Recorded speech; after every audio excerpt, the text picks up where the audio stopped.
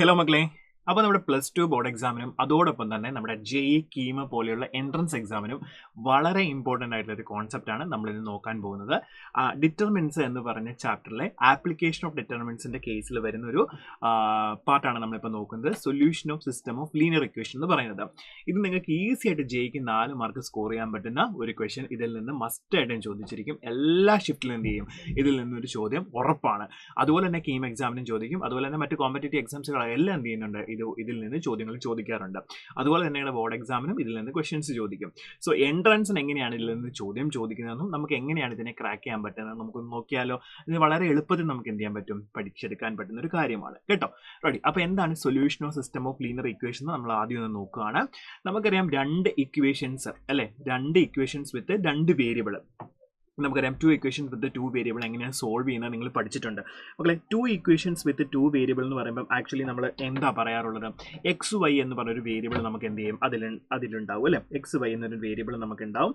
Then 2 ഇക്വേഷൻസും ആണ് main ആയിട്ടുള്ളത്. So നമുക്ക് ആ 2 ഇക്വേഷൻസിനെ എങ്ങനെ റെപ്രസെൻറ്റ് ചെയ്യാം എന്ന് നോക്കിക്കേ.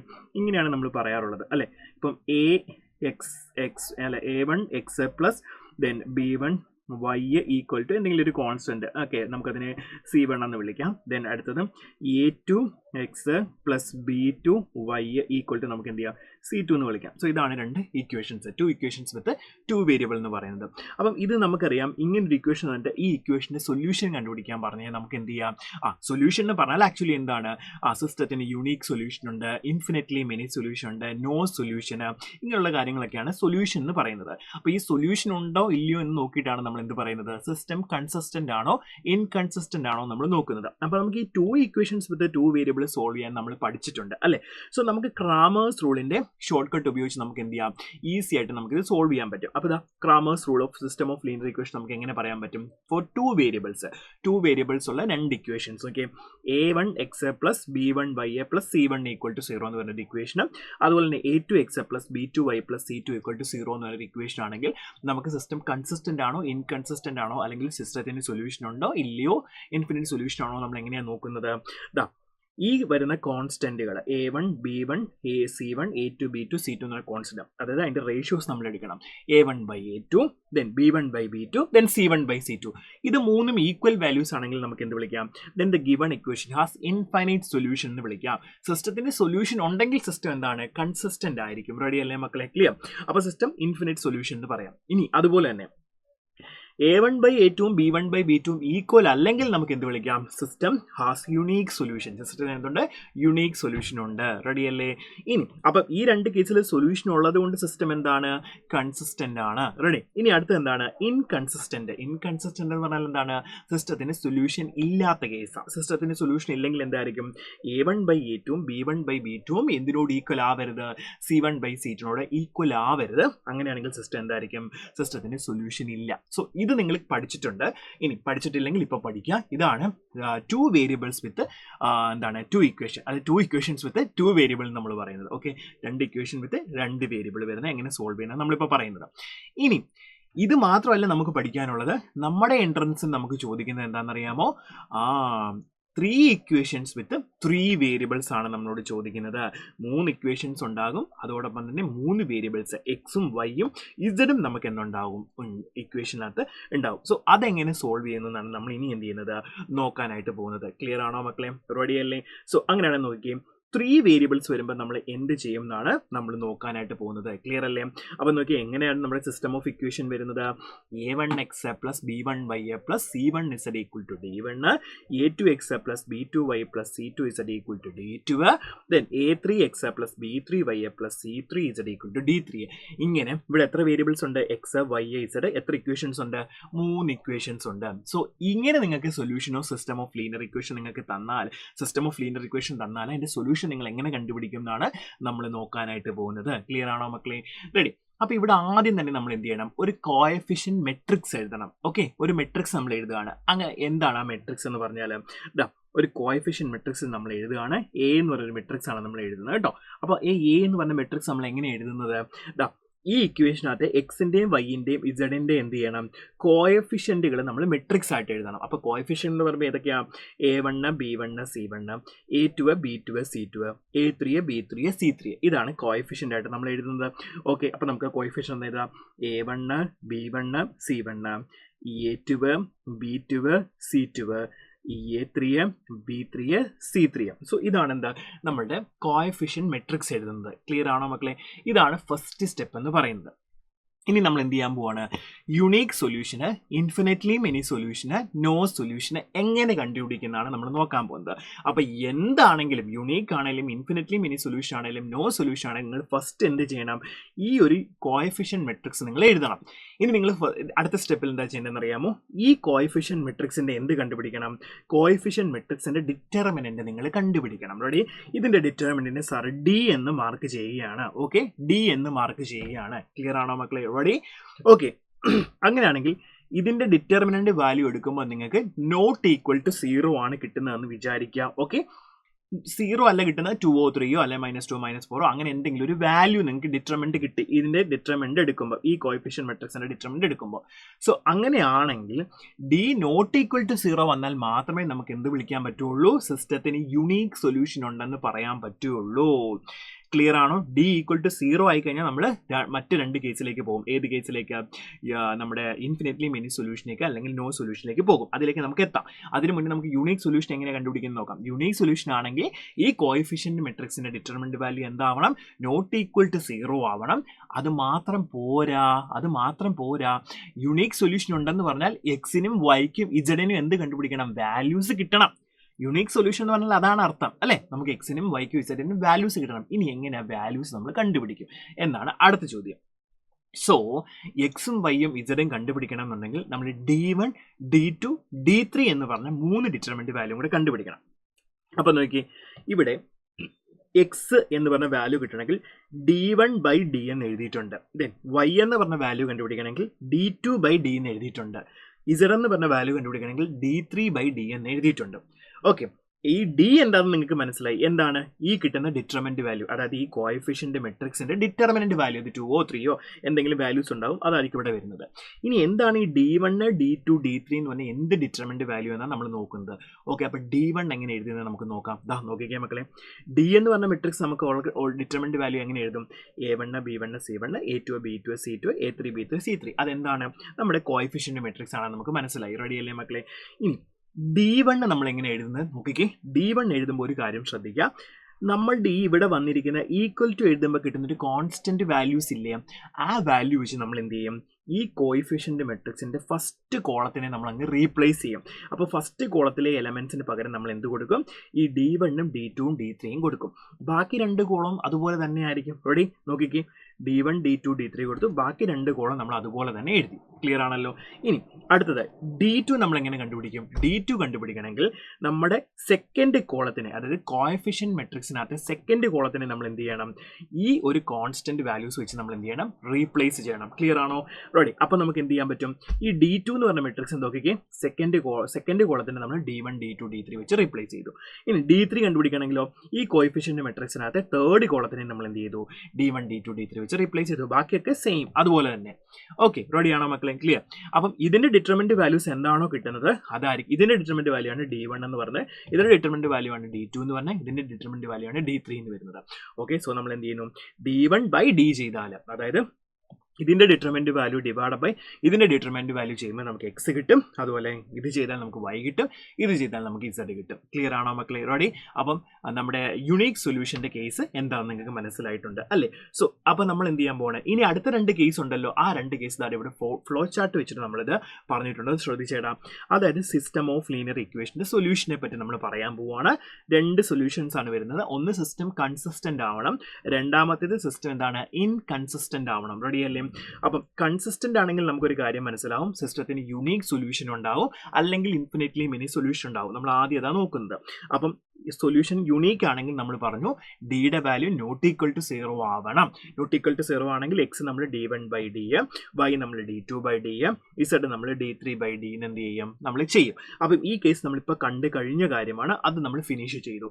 ഇനി അടുത്തത് എന്താ, ഡി 0 ആകുവാണെങ്കിൽ എന്ത് സംഭവിക്കും എന്നുള്ളത് പറയുന്നത്. ഡി 0 ആകുവാണെങ്കിൽ നമുക്ക് രണ്ട് കേസ് വരും. ഒന്ന് നോക്കിക്കേ, ഡി 0 ആണെങ്കിൽ നമുക്ക് ഇൻഫിനിറ്റ്ലി മെനി സൊല്യൂഷനോ അല്ലെങ്കിൽ ഡി 0 ആണെങ്കിൽ നമുക്ക് നോ സൊല്യൂഷനോ വരും. അപ്പോൾ ഡി 0 ആകുമ്പോൾ നമുക്ക് ഇൻഫിനിറ്റ്ലി മെനി സൊല്യൂഷനോ വരാം, നോ സൊല്യൂഷനോ വരാം. അപ്പോൾ അത് അതിൻ്റെ കണ്ടീഷൻസ് നമുക്ക് എന്ത് ചെയ്യണം, നോക്കണം. എപ്പോഴാണ് ഇൻഫിനിറ്റ്ലി മെനി സൊല്യൂഷൻ ആവുന്നത്, എപ്പോഴാണ് നോ സൊല്യൂഷൻ ആവുന്നത്, നമ്മൾ എന്ത് ചെയ്യണം, കണ്ടുപിടിക്കണം. എങ്ങനെ അത് കണ്ടുപിടിക്കുന്ന പറയുന്നത്. റെഡി അല്ലേ മക്കളെ? സോ നോക്കിക്കേ, അപ്പം ഡി ഈക്വൽ ടു 0 നമുക്കറിയാം ഇൻഫിനിറ്റ്ലി മെനി സൊല്യൂഷൻ ആണെങ്കിലും കൺസിസ്റ്റന്റ് ആണ്. നോ സൊല്യൂഷൻ്റെ കേസ് മാത്രമേ ഇൻകൺസിസ്റ്റന്റ് ആകത്തുള്ളൂ. അതുകൊണ്ടാണ് ഈ ബ്രാഞ്ച് ഇങ്ങനെ അങ്ങനെ മാറിപ്പോയത്. റെഡി?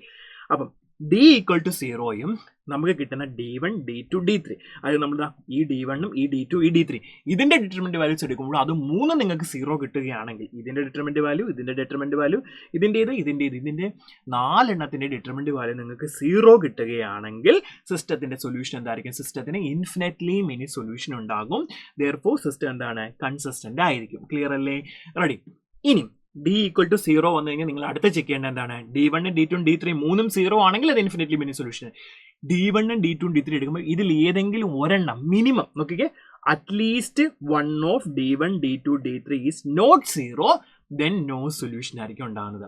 ഡി ഈക്വൽ ടു 0 വരുന്നു, d1ഉം d2ഉം d3യും 0 ആണെങ്കിൽ ഇൻഫിനിറ്റ്ലി മെനി സൊല്യൂഷൻ. ഇതിൽ ഏതെങ്കിലും ഒരെണ്ണം മിനിമം എന്നേ പറഞ്ഞു, അറ്റ്ലീസ്റ്റ് എന്നാ പറഞ്ഞു. മൂന്നും ചിലപ്പോൾ നോൺ 0 ആകാം, രണ്ടെണ്ണം ചിലപ്പോൾ നോൺ 0 ആകാം, ഒരെണ്ണം ചിലപ്പോൾ നോൺ 0 ആകാം. ഇപ്പോൾ ഏതെങ്കിലും ഒരെണ്ണമോ രണ്ടെണ്ണമോ മൂന്നെണ്ണമോ നോൺ 0 ആണെങ്കിൽ, 0 അല്ലാണ്ട് അതിൻ്റെ വാല്യൂസ് d1ഉം d2ഉം d3യും വരുവാണെങ്കിൽ അവിടെ എന്തായിരിക്കും, നോ സൊല്യൂഷൻ ആയിരിക്കും. ഡി 0 ആയിട്ട് കേട്ടോ. റെഡി അല്ലേ മക്കളെ? ക്ലിയർ? അപ്പോൾ ഇതാണ് നമ്മുടെ കണ്ടീഷൻ. ഇത് നിങ്ങൾ പഠിച്ചു വെച്ച് കഴിഞ്ഞാൽ നിങ്ങൾക്ക് ഏത് ചോദ്യത്തിൻ്റെ ആൻസർ വേണമെങ്കിലും എന്ത് ചെയ്യാൻ പറ്റും, ചെയ്യാനായിട്ട് പറ്റും. ക്ലിയർ ആണോ മക്കളെ? റെഡി? അങ്ങനെയാണ് നമുക്ക് രണ്ട് ക്വസ്റ്റ്യൻ ഒന്ന് ചെയ്ത് നോക്കിയാൽ അപ്പോൾ നിങ്ങൾക്ക് കുറച്ചുകൂടെ ക്ലാരിറ്റി കിട്ടും. റെഡി അല്ലേ? ഈ ചോദ്യത്തിലേക്ക് ഒന്ന് പോയ മക്കളെ, എന്താ പറഞ്ഞേ നോക്കിക്കേ. ഇതാണ് നമ്മളുടെ ചോദ്യം. അപ്പോൾ ഇങ്ങനെയാണ് എൻട്രൻസിന് ചോദ്യങ്ങൾ ചോദിക്കുന്നത് കേട്ടോ. ഇത് JEE ഒരു ചോദ്യമാണ്, JEE ഒരു ചോദ്യമാണ്. അപ്പോൾ നോക്കി, JEE ഈ ചോദ്യം എങ്ങനെ ചെയ്യാം നമുക്ക് നോക്കാം. ഇത് കീമിന് ഇതുപോലെ തന്നെ എന്ത് ചെയ്യുന്നുണ്ട്, ചോദ്യങ്ങൾ ചോദിക്കാറുണ്ട് കേട്ടോ. അപ്പോൾ നോക്കിയേ മക്കളെ, സിസ്റ്റം ഓഫ് ഇക്വേഷൻസ് നമുക്ക് തന്നിട്ടുണ്ട്. നോക്കിക്കേ, X plus Y plus Z equal to 6, then X plus 2y plus 5z equal to 9, then X plus 5y plus lambda Z equal to mu.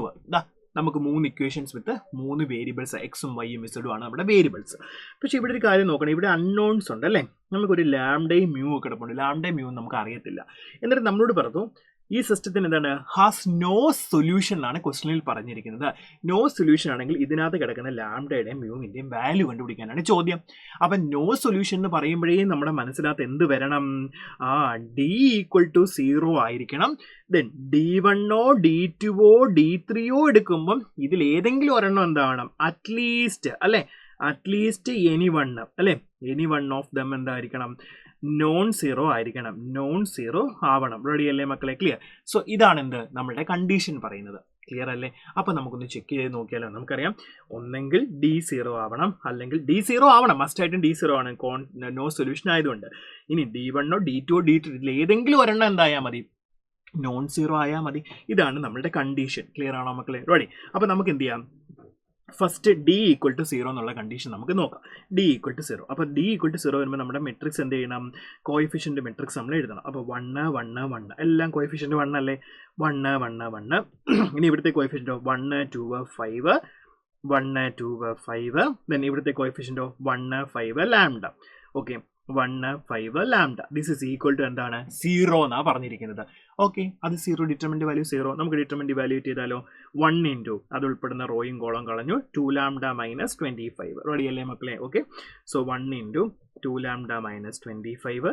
Then next അടുത്ത സൈൻ വരും -1 into അത് ഉൾപ്പെടുന്ന റോയും column പോയി 1 lambda minus 5. Ready അല്ലേ? അതായത് lambda minus 5. Then plus 1 into അത് ഉൾപ്പെടുന്ന റോയും column പോയി 1 ഇൻറ്റു 5 മൈനസ് 1 ഇൻറ്റു 2, 5 മൈനസ് 2 നമുക്ക് എത്ര കിട്ടും, അത് 3 കിട്ടും. This equal to 0. അപ്പോൾ ഇതൊന്ന് സോൾവ് ചെയ്താൽ എത്ര കിട്ടും മക്കളെ? ഇതെല്ലാം കൂടെ ഓപ്പൺ ചെയ്യുന്ന നിങ്ങൾ 2 lambda minus 25 minus lambda plus 5 plus 3 equal to 0. അപ്പോൾ ഇത് സോൾവ് ചെയ്താൽ നമുക്ക് ലാംഡ മൈനസ് 17 കിട്ടും, ഈക്വൽ ടു 0. സോ ഇവിടുന്ന് ലാംഡയുടെ വാല്യൂ നമുക്ക് എത്ര കിട്ടി, 17 കിട്ടി. ലാംഡയുടെ വാല്യൂ എത്ര കിട്ടി, 17. അപ്പോൾ നമ്മൾ ഓപ്ഷൻ നോക്കേണ്ടതാ, ലാംഡ ഈക്വൽ ടു 17 വരുന്ന ഓപ്ഷൻ മാത്രം നോക്കിയാൽ മതി. ഒന്നെങ്കിൽ ഓപ്ഷൻ എ അല്ലെങ്കിൽ ഓപ്ഷൻ ഡി, ഇതിൽ ഏതെങ്കിലും എന്നായിരിക്കും നമ്മുടെ ഉത്തരം. ഓക്കെ, ദെൻ ഇവിടെ ലാംഡ നോട്ട് ഈക്വൽ ടു 17 എന്നാണ് പറഞ്ഞിരിക്കുന്നത്. അപ്പോൾ നമുക്ക് തെറ്റാന്നുള്ള കാര്യം മനസ്സിലായി. ഇവിടെ ലാംഡ ഈക്വൽ ടു 15 എന്ന് പറഞ്ഞു, അതും അപ്പോൾ എന്തെങ്കിലും തെറ്റാന്ന് മനസ്സിലായി. ഒന്നെങ്കിൽ ഓപ്ഷൻ എ ആയിരിക്കും, അല്ലെങ്കിൽ ഓപ്ഷൻ ഡി ആയിരിക്കും. ഇനി നമുക്ക് ഒരു വാല്യൂ കൂടെ വേണം, മ്യൂവിൻ്റെ വാല്യൂ കൂടെ വേണം. മ്യൂ എവിടെ കിടക്കുന്നത് നോക്കിക്കേ, 6, 9 മ്യൂ എന്നാണ് കിടക്കുന്നത്. അപ്പോൾ നമുക്കറിയാം D1 D2 D3 ഇതിൽ ഏതെങ്കിലും ഒരെണ്ണം എന്താകണം, നോൺ സീറോ ആവണം എന്നാണ് പറഞ്ഞിരിക്കുന്നത്. ക്ലിയർ അല്ലേ? അപ്പോൾ നമുക്ക് മനസ്സിലായി കോഎഫിഷ്യന്റ് മെട്രിക്സ് ഇത് ഫസ്റ്റ് കോളം, ഇത് സെക്കൻഡ് കോളം, ഇത് തേർഡ് കോളം. ഈ തേർഡ് കോളത്തിനാണ് ലാംഡ ഉള്ളത് അല്ലേ? സോ നമുക്ക് എന്ത് ചെയ്യാം, ഒന്നെങ്കിൽ ഇവിടെ ലാംഡന് 17 കൊടുത്തിട്ട് നിങ്ങൾ എന്ത് ചെയ്യുക, ഈ കോളത്തിനെ ഇത് വെച്ചിട്ട് റീപ്ലേസ് ചെയ്യുക, അല്ലെങ്കിൽ എന്ത് ചെയ്യുക, ഇവിടെ 17 കൊടുത്ത് ഇത് വെച്ച് റീപ്ലേസ് ചെയ്യുക, അല്ലെങ്കിൽ ഈ കോളത്തിന് D3 എടുക്കുക, എന്നിട്ട് നിങ്ങൾ എന്ത് ചെയ്യുക, ഈ കോളത്തിനെ ഇത് വെച്ച് റീപ്ലേസ് ചെയ്ത് അപ്പോൾ തന്നെ നമുക്ക് മ്യൂ കിട്ടത്തില്ലേ? അത് ഒരെണ്ണം നോട്ട് ഈക്വൽ ടു 0 എന്നാണ് പറഞ്ഞിരിക്കുക. അപ്പോൾ ഞാൻ എന്ത് ചെയ്യുന്നുണ്ട്, ഞാൻ D3 തന്നെ എടുക്കാൻ പോവുകയാണ്, അതായിരിക്കും നല്ലത്. അപ്പോൾ നമുക്ക് ഡയറക്റ്റ് സംശയമില്ലാതെ അപ്പോൾ തന്നെ എഴുതാം. D3 എടുക്കുവാണ് ഞാൻ. D3 ആകുമ്പോൾ എന്താ എടുക്കുന്നത്, 1 1 1 1 1 1 then 1 2 5 1 2 5. തേർഡ് കോളത്തിന് ഞാൻ എന്ത് വെച്ച് റീപ്ലേസ് ചെയ്തു, ഇത് വെച്ച് റീപ്ലേസ് ചെയ്യും. 6 9 mu 6 9 mu. Then this is not equal to 0 എന്നാണ് നമ്മളോട് പറഞ്ഞിരിക്കുന്നത് അല്ലേ? ഏതെങ്കിലും ഒരെണ്ണം നോട്ട് ഈക്വൽ ടു 0 ആണെങ്കിൽ നോ സൊല്യൂഷൻ വരുള്ളൂ. റെഡി അല്ലേ? അപ്പോൾ ഇത് നോട്ട് ഈക്വൽ ടു 0 എന്ന് എടുക്കുന്നു. എന്നിട്ട് നമ്മൾ എന്ത് ചെയ്യുന്നുണ്ട്, ഇപ്പം കണ്ടുപിടിച്ച പോലെ തന്നെ ഡിറ്റർമിനന്റ് ഇവാലുവേറ്റ് ചെയ്യുന്നു. 1 × 2 മ്യൂ - 45 -1 × നമുക്ക് എത്ര കിട്ടും, മ്യൂ -9 +6 × 3 വരും, നോട്ട് ഈക്വൽ ടു 0 വരും. ക്ലിയർ അല്ലേ?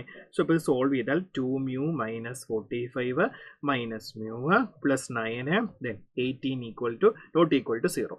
സോ മക്കളെ ഇപ്പോൾ സോൾവ് ചെയ്താൽ മ്യൂ -45 +9 +18 നോട്ട് ഈക്വൽ ടു 0 എന്ന് വരും. റെഡി അല്ലേ? സോ ഇപ്പോൾ ഇത് വീണ്ടും സോൾവ് ചെയ്താൽ നമുക്ക് എത്ര കിട്ടുക, മ്യൂ -18 നോട്ട് ഈക്വൽ ടു 0 വരും. അതായത് മ്യൂ നോട്ട് ഈക്വൽ ടു 18 കിട്ടും. ക്ലിയർ ആണോ?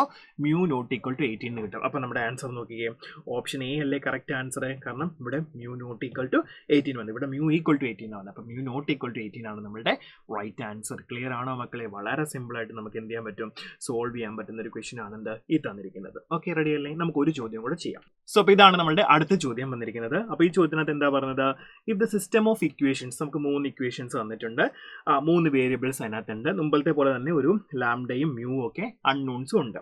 Has infinitely many solution. എന്താ പറഞ്ഞിരിക്കുന്നത്, ഇൻഫിനിറ്റ്ലി മെനി സൊല്യൂഷൻ ആണുള്ളത്. അങ്ങനെയാണെങ്കിൽ ലാംഡ പ്ലസ് മ്യൂ ആണ് നമ്മൾ കണ്ടുപിടിക്കേണ്ടത്. റെഡി അല്ലേ മക്കളെ? സോ ഇൻഫിനിറ്റ്ലി മെനി സൊല്യൂഷൻ എന്ന് പറയുമ്പോൾ നമ്മുടെ കണ്ടീഷൻ എന്താ, D equal to 0, D1 equal to 0, D2 equal to 0, D3 equal to 0. അപ്പം D 0 ആണ്, D1 0 ആണ്, D2 0 ആണ്, D3 0 ആണ്. റെഡി അല്ലേ മക്കളെ? ഇതാണ് കണ്ടീഷൻ. അത് പ്രകാരം നമുക്ക് സോൾവ് ചെയ്യത്തില്ലേ? റെഡി? സോ മക്കളെ, അപ്പോൾ നമുക്കറിയാം ഇതിൽ ഏതെങ്കിലും ഒരെണ്ണം എന്ത് ചെയ്താൽ മതി, 0 ഇക്വേറ്റ് ചെയ്യാം നമുക്ക് അല്ലേ? ഓക്കെ, ക്ലിയർ ആണ്. അപ്പോൾ എല്ലാം 0 ഇക്വേറ്റ് ആണ്. സോ നമുക്ക് എന്ത് ചെയ്യാം, ഞാൻ D3 അങ്ങ് എടുക്കുവാണ് ആദ്യം. നമുക്ക് ഏത് വേണമെങ്കിലും എടുക്കാം. സോ ഞാൻ D3 എടുക്കുവാണെങ്കിൽ നമുക്കിതാ ഇവിടെ കുഴപ്പമൊന്നുമില്ല, ഇവിടെ ലാംഡ ഉണ്ട്. ദെൻ ഞാൻ D ഈക്വൽ ടു 0 ഇട്ടാൽ കുഴപ്പം എന്താണെന്നറിയാമോ, ഇവിടെ ലാംഡയും മ്യൂവും ഉണ്ട്. അപ്പോൾ അതാണ് വൈൻ്റെ കോയിഫിഷ്യൻ ലാംഡ, ഇസഡിൻ്റെ കോയിഫിഷ്യൻ മ്യൂ. അപ്പോൾ നിങ്ങൾക്ക് ലാംഡയും മ്യൂ കൂടെ ചേർത്തൊരു ഇക്വേഷൻ കിട്ടും, D ഈക്വൽ ടു 0 എടുത്താൽ. അപ്പോൾ അതിനേക്കാളും നല്ല നമുക്ക് D3 എടുക്കാം. D3 എടുക്കുകയാണെങ്കിൽ ഇവിടെ അങ്ങ് റീപ്ലേസ് ചെയ്ത് പോകും. പിന്നെ ഇവിടെ ഈ ഒരു 2 5 33 വരും. അപ്പോൾ നമുക്ക് അവിടെ നിന്ന് ഈസി ആയിട്ട് ലാംഡ കണ്ടുപിടിക്കാം. റെഡിയാണോ മക്കളെ? സോ അങ്ങനെ അത് ആ ഒരു രീതിയിൽ ചിന്തിക്കണം കേട്ടോ. റെഡിയല്ലേ? അപ്പോൾ ഞാൻ എന്ത് ചെയ്യാൻ പോകണം, ഞാൻ D3 ആണ് എടുക്കാൻ പോകുന്നത്. റെഡി? സോ D3 നമുക്ക് എടുക്കാം. D3 എടുക്കുവാണെങ്കിൽ 1 2 14 2 ലാംഡ 3 then 2 5 33. ഞാൻ അത് എന്ത് ചെയ്തു, തേർഡ് കോളം റീപ്ലേസ് ചെയ്തു, ദിസ് ഈക്വൽ ടു 0. റെഡി? നമുക്ക് ഇനി ഡിറ്റർമിനന്റ് ഇവാലുവേറ്റ് ചെയ്യാം. സോ നമുക്ക് എത്ര കിട്ടും, 33 ലാംഡ -15 വരും. ദെൻ -2 × 66 - 70 വരും. ദെൻ +2 × 6 - 14 ലാംഡ വരും, this equal to 0. So solve ചെയ്താൽ 5 ലാംഡ -15 + 8 + 12 ഈക്വൽ ടു 0 വരും. സോ 5 ലാംഡ + 5 ഈക്വൽ ടു നമുക്ക് 0 കിട്ടും. സോ ലാംഡ ഈക്വൽ ടു -1 എന്ന് കിട്ടും. ലാംഡയുടെ വാല്യൂ നമുക്ക് എത്ര കിട്ടി, -1 കിട്ടി. റെഡിയാണോ മക്കളെ? ഇനി നിങ്ങൾക്ക് D ഈക്വൽ ടു 0 ചെയ്യാം. കാരണം എന്താണ്, ലാംഡയുടെ വാല്യൂ കിട്ടി അല്ലേ? ലാംഡയുടെ വാല്യൂ -1 കിട്ടി.